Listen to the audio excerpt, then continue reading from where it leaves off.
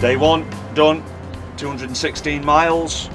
These armrests are built for when you're operating a backhoe, so you need plenty of movement.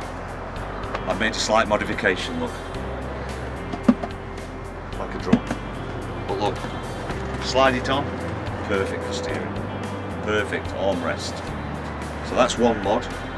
Other than that, we fitted a small console over here.